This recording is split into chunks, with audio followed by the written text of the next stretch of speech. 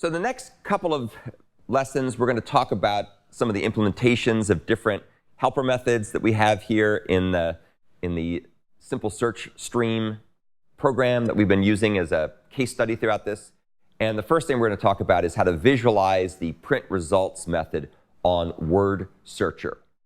And the print results method is used to print the index locations of any or all of the words that are found in the inputs. Remember, the user gives a list of words and an input string, and then it goes ahead and searches for the words, and what it finds will be the words if they exist, and it records the indices at which they exist.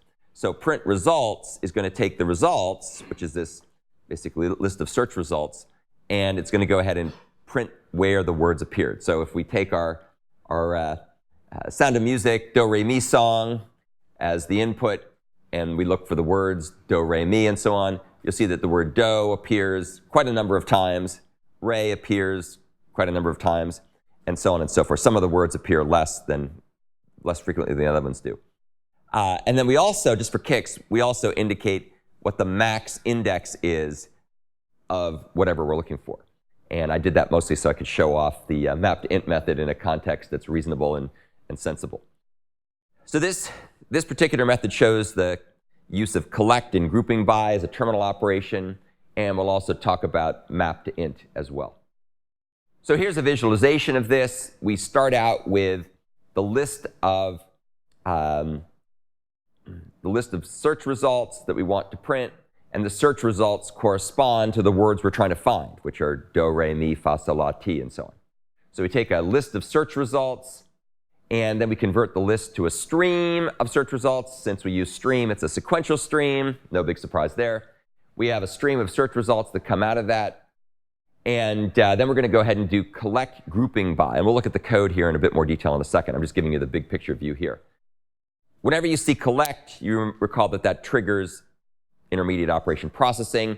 As you can see here, there's really nothing, there's no intermediate operation. So this is one of those examples where we go straight from a factory method to a terminal operation. There really is nothing that does intermediate operations. We're simply taking the input and grouping it in a different way.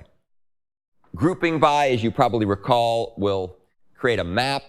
In this case, we're going to create a map that maps the names to a list of results, the indices where those names were found. That outputs a map in the list of search results.